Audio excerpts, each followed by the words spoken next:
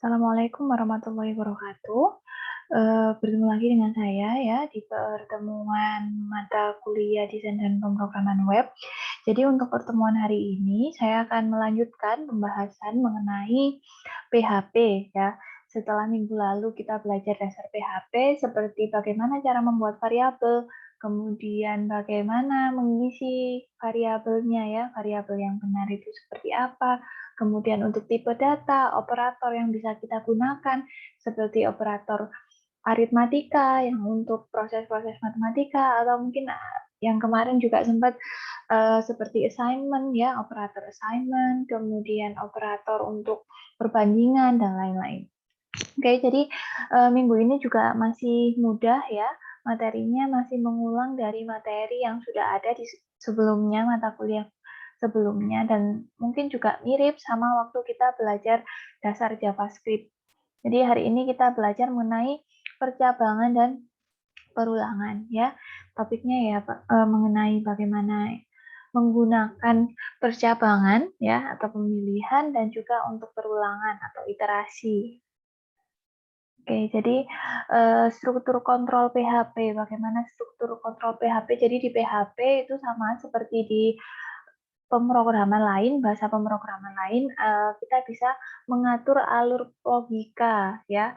Jadi untuk mengatur alur logika kita bisa menggunakan beberapa kombinasi struktur kontrol seperti urutan atau sequence ya. Jadi ya setelah proses ini mau melanjutkan proses apa ya, itu urutan, kemudian pemilihan ya. Jadi ketika memang ada beberapa baris kode yang mungkin tidak perlu dijalankan ya, hanya butuh dijalankan ketika ada kondisi tertentu yang terpenuhi. Nah, itu kita bisa menggunakan pemilihan atau percabangan. Kemudian jika ada baris kode yang butuh dijalankan berulang kali ya, kita bisa menggunakan pengulangan atau iterasi. Jadi pertama saya akan membahas tentang pemilihan ya. Jadi untuk pemilihan itu ada beberapa cara, ada if ya, kemudian ada if else, dan ada switch. Jadi apa sih if? If itu ketika ada satu kondisi saja ya, biasanya satu kondisi saja yang harus dipenuhi. Jadi kalau misalkan dia tidak terpenuhi, maka dia akan diabaikan. Nah, ini contohnya ya. Ini saya memberikan contoh langsung di PHP-nya ya. Jangan lupa PHP itu bisa diletakkan di dalam HTML ya, tetapi ekstensinya tetap .php. Jadi seperti ini ya. Ini PHP-nya nanti ditaruh di tengah-tengah HTML. Dia ditampilkan sebagai teks dalam body HTML. Nah, ini contohnya ya. Jadi di sini ada if untuk memeriksa apakah namanya Andi ya. Kalau namanya Andi akan ditampilkan seperti ini. Jadi yang ada di dalam sini hanya akan ditampilkan jika memang memenuhi ya. Memenuhi itu apa maksudnya? Ya jika memang namanya Andi ya. Ini kita coba jalankan dulu. Oke. Cabang ya. Nah, seperti ini karena tadi memenuhi ya. Tapi misalkan tidak memenuhi ya. Misalkan tidak memenuhi seperti ini, maka dia akan diabaikan. Nah, jadi tidak akan keluar yang ada di dalam sini ya, di dalamnya if, karena ya dia nggak memenuhi, jadi diabaikan, langsung dilewati. Akhirnya ya nggak keluar apa-apa seperti ini. Oke, jadi itu contohnya if untuk satu kondisi ya yang harus dipenuhi. Nah, ketika kondisinya itu ada dua, misalkan ya, ada dua atau mungkin ada banyak. Nah, itu kita bisa pakai if else ya. Jadi kalau if else itu nggak hanya satu yang dicek, misalnya tadi namanya Andi, maka menampilkan halo Andi. Kalau misalkan namanya Budi, setelah itu menampilkan halo Budi. Kalau misalnya yang lain, maka akan menampilkan ya halo yang lain ya. Jadi itu ada beberapa kali pengecekan berdasarkan variabel yang kita lihat kondisinya apakah sesuai. Nah, ini contohnya untuk pengecekan. Jadi di sini kita akan mengecek apakah dia itu angkanya ya, angka ganjil atau genap. Jadi kita punya angka 4 di sini dan kita cek dulu ya pertama. Nah, karena tadi kita punya Ini apa ya namanya tadi? Oh, cabang 2. Karena kita tadi punya angka 4, maka akan keluar bilangan genap ya, even ya. Nah, kalau misalnya kita di sini mengganti jadi 101 gitu ya, sudah pasti kan ini ganjil. Nah, maka akan keluar seperti ini. Nah, jadi di sini ketika tidak memenuhi yang di atas, maka dia akan melakukan checking lagi ke blok yang selanjutnya yang ada di dalam else. Beda sama ini ya, ini kalau nggak memenuhi langsung keluar. Kalau ini ketika nggak memenuhi, ngecek dulu yang ada di dalamnya else. Atau nanti misalkan ada else if gitu ya, else if lagi, seperti itu.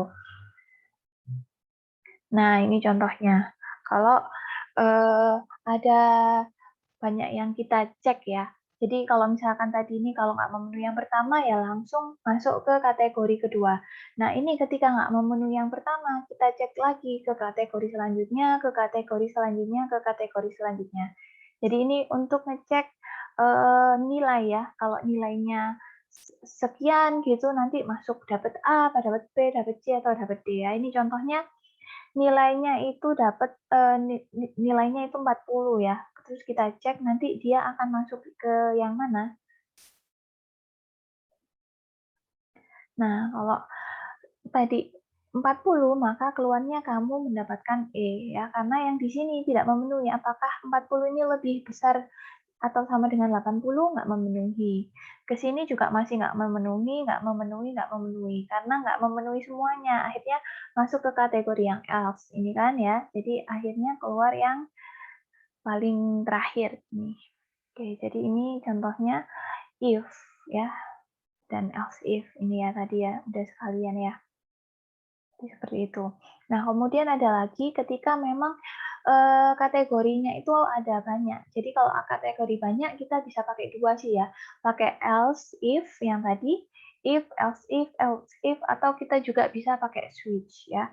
Jadi kalau misalkan tadi ya ketika tidak memenuhi pasti kan masuknya ke else ya. Bedanya kalau ke switch ketika nggak memenuhi kita punya default. Jadi ketika nggak memenuhi yang ada di atasnya, maka akan masuk ke yang default ini. Nah ini contohnya. Ini untuk ngecek hari ya. Ini kita cek date. Jadi date ini sebenarnya bawaan dari PHP.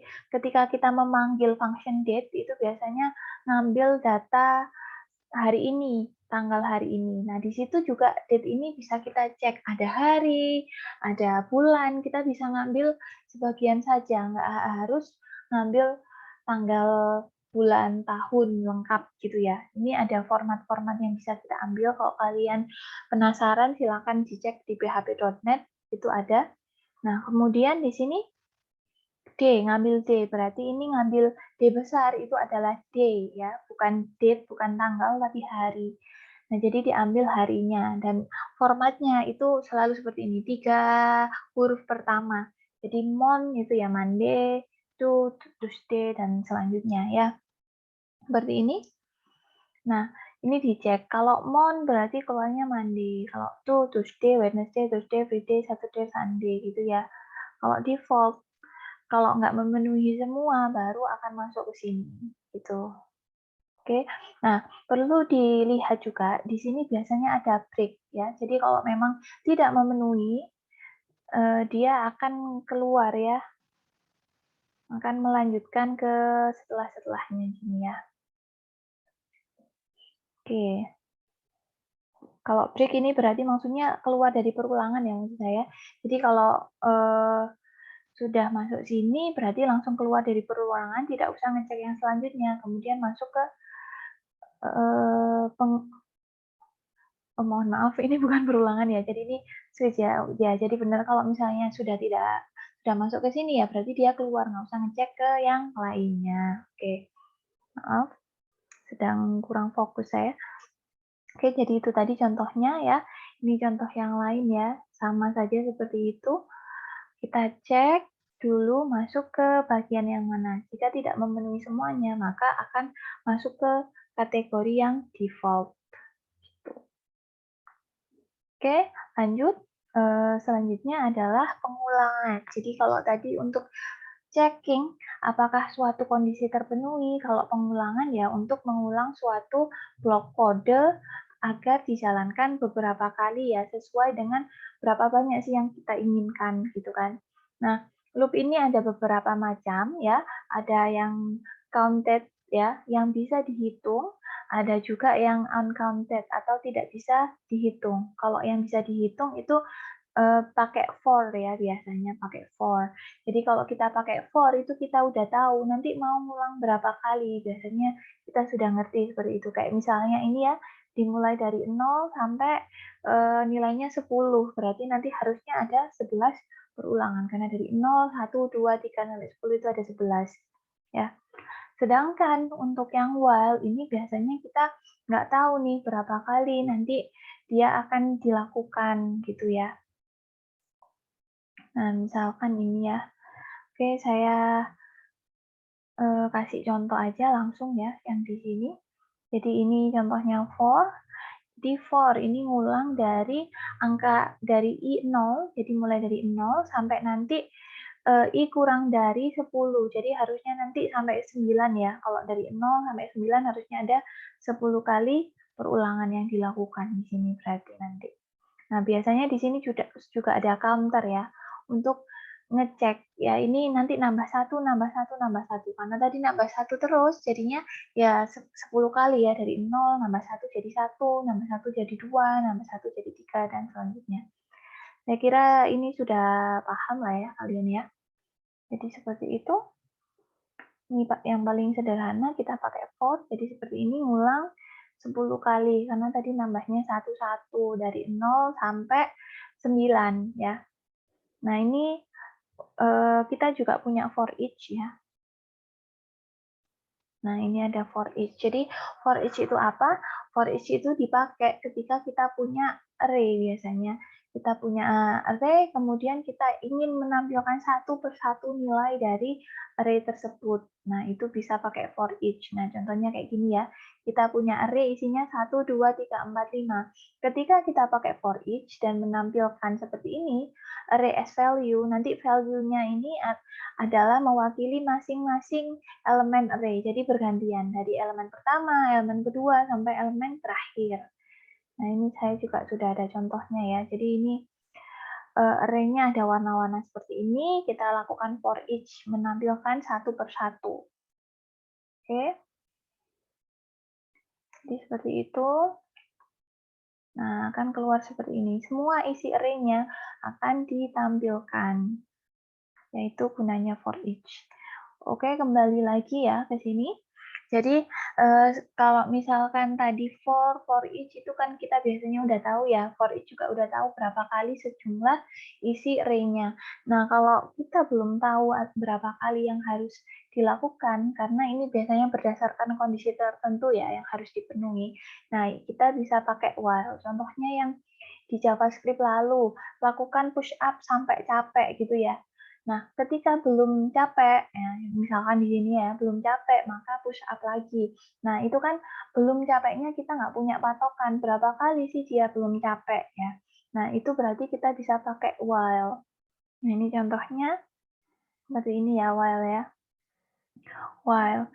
Jadi kita biasanya melakukan pengecekan dulu, baru nanti akan ketika dia memang memenuhi pengecekan yang ada di sini, maka akan dilakukan perulangan. Contohnya ini ya, sum-nya 0 awalnya. Kemudian sum, apakah sum kurang dari 50?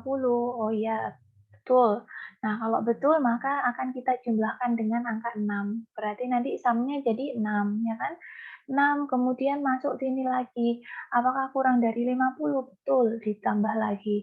Apakah kurang dari 50? Terus ya, sampai nanti angkanya sudah lebih dari 50. Kalau memang sudah lebih atau sama dengan 50, maka dia akan berhenti karena sudah tidak memenuhi perulangan ini. Nah, ini contohnya.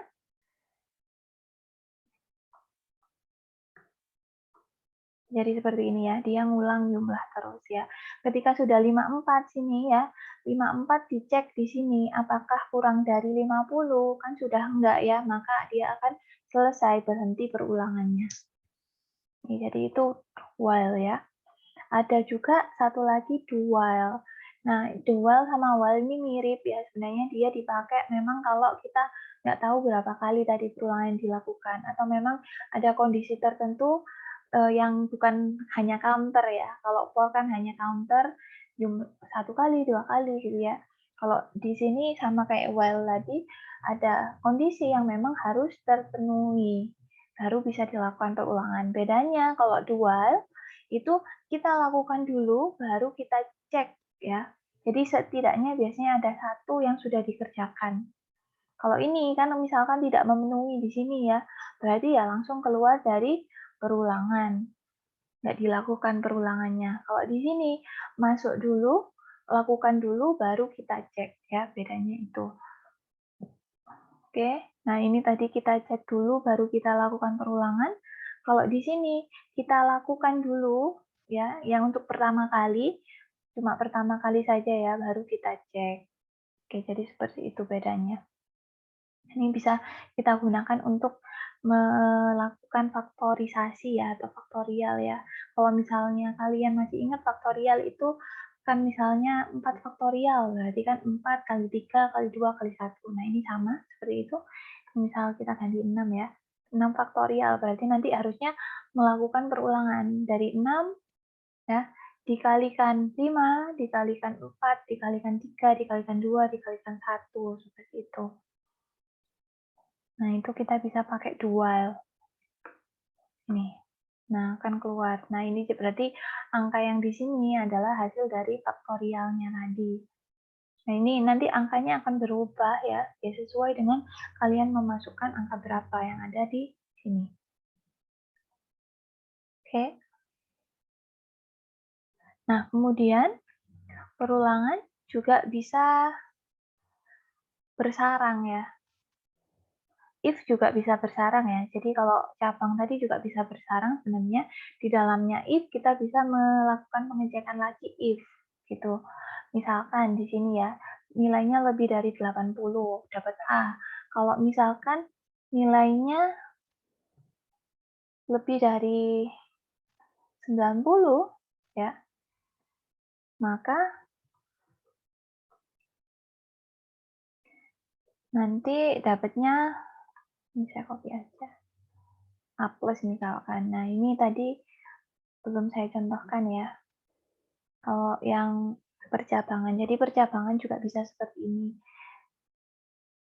Misalkan kita nilainya di sini 5 gitu ya.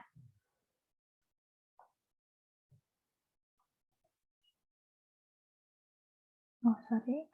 Tadi berapa ya? Bukan ulang ya tadi ya. Cabang. Nah, jadi ini akan seperti ini. Kenapa ada 2 ya? Karena tadi masuk sini dulu, ngeluarin ini, terus ngecek lagi, ngeluarin ini. Gitu. Oke, ini contohnya kalau if atau cabang yang bersarang. Nah, perulangan juga bisa bersarang. Jadi seperti ini, kalau bersarang, ini perulangan yang pertama, ya, di dalamnya perulangan pertama ada perulangan kedua. Biasanya ini sering dipakai kalau misalkan kita punya array kayak tadi ya, array-nya 2 dimensi. Jadi array-nya itu punya baris, punya kolom. Nah, kita punya data bentuknya baris dan kolom, itu biasanya seringkali kita pakai perulangan yang tumpuk kayak gini ya, atau yang bersarang. Nah, ini contohnya. Jadi di dalam I ada J. Jadi di dalam perulangan pertama kita melakukan perulangan lagi, ya. Contohnya, nah seperti ini. Ulang, ya. Nah, ini jadi pertama, tadi perulangan pertama kita angka I-nya 0. Setelah angka I-nya 0, kita melakukan perulangan di dalamnya, perulangan J ya. Jadi J-nya dari 0 sampai 9. Makanya di sini bisa kalian lihat yang depan itu masih tetap 0 ya. Karena ini yang depan itu untuk perulangan yang luar itu baru pertama, cuma masih 0. Kemudian yang belakangnya udah ngulang 9 kali. Nah, 10 kali ya, maaf ya. Kemudian yang sini juga seperti itu. Nanti perulangan yang luarnya sudah nambah ya, berarti di sini jadi 1 semua. Nah, perulangan dalamnya ngulang lagi satu-satu, jadi 0 sampai 9, seperti ini dan seterusnya ya, sampai habis yang luar ya.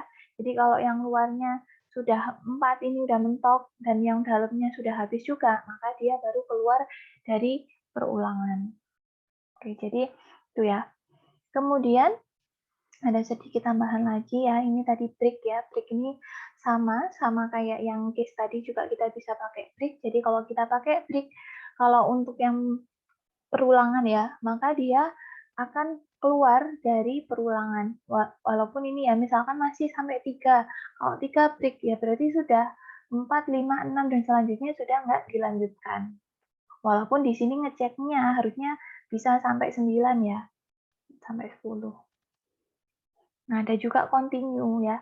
Jadi continue ini untuk menghentikan satu iterasi saja. Jadi kalau misalnya ada iterasi kita lakukan, kemudian untuk iterasi itu mau kita lewati gitu ya misalkan ya. Nah, itu kita bisa pakai continue. Jadi iterasi tersebut kita lewati dan melanjutkan ke iterasi selanjutnya. Nah, ini contohnya dipakai untuk for each ya.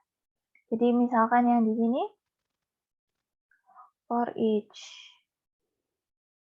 Nah, ini ya, ini saya uncomment ya. Tadi kalau misalnya pertama kali, kita akan menampilkan 4 ya, green, blue, red, green, blue, yellow.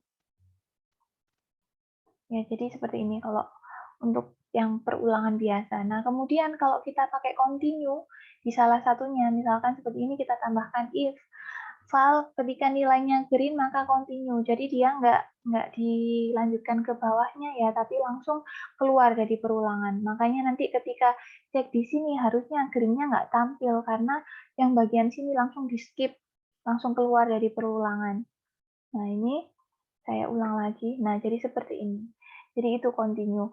Melakukan skip ya, skip di kode-kode selanjutnya dan keluar dari perulangan untuk melanjutkan ke perulangan selanjutnya. Oke, jadi hari ini seperti itu saja materinya. Setelah ini silakan dilanjutkan untuk mengerjakan job sheet. Saya akhiri di sini. Terima kasih. Wassalamualaikum warahmatullahi wabarakatuh.